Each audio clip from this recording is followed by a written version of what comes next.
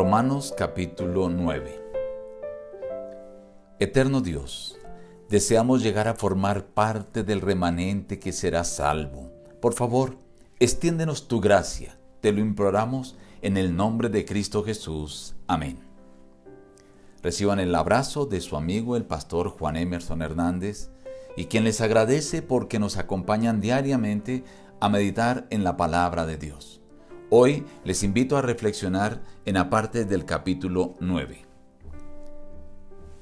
Verdad digo en Cristo, no miento, que tengo gran tristeza y continuo dolor en mi corazón, por amor a mis hermanos, los que son mis parientes según la carne.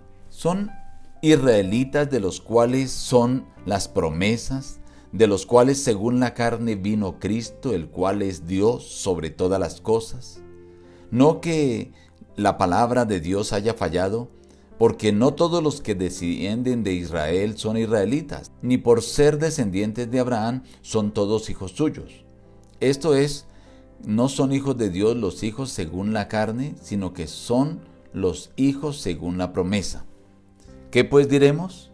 ¿Que hay injusticia en Dios? De ninguna manera.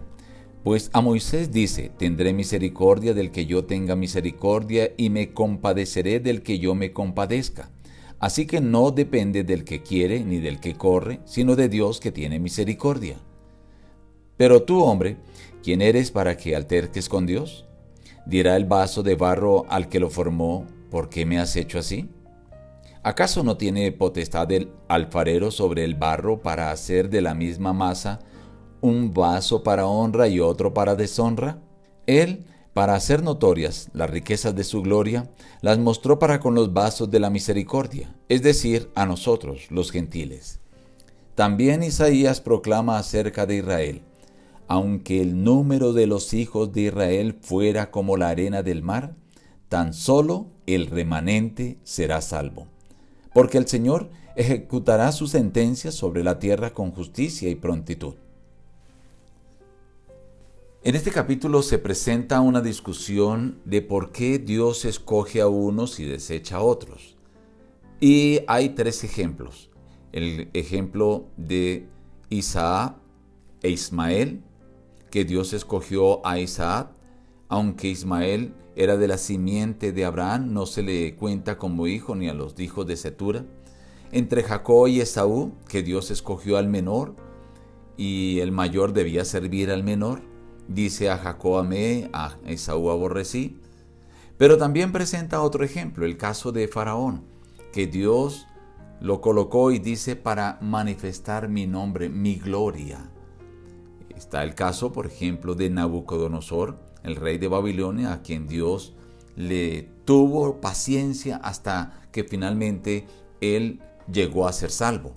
Pero, ¿por qué esta diferencia? ¿Por qué estas elecciones? Aquí dice, ¿acaso Dios no es el Dios de todos?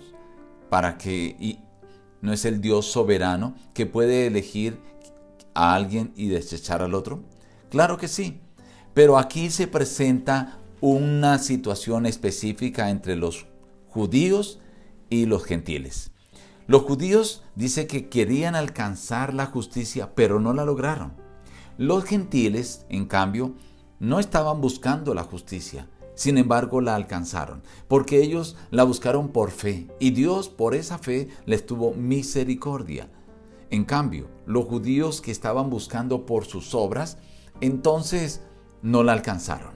Aquí hay un texto clave. El Señor dice, tendré misericordia del que yo tenga misericordia y me compadeceré del que yo me compadezca. Pero luego dice, no depende del que quiere ni del que corre, sino del que Dios tiene misericordia. Estimado amigo, hoy tú y yo debemos buscar formar parte de los que van a ser salvos.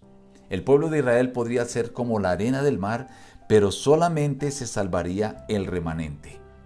Tú y yo debemos formar parte entonces de ese remanente para llegar a ser salvos. Pero ese formar parte del remanente no depende de nuestro esfuerzo, de nuestra carrera, de nuestras obras, sino depende del amor y la misericordia de Dios. Esto quiere decir que tú y yo debemos acogernos al amor, a la misericordia de Dios, y que por su gracia Dios nos pueda integrar, nos pueda ayudar a formar parte de ese remanente y entonces podamos ser salvos.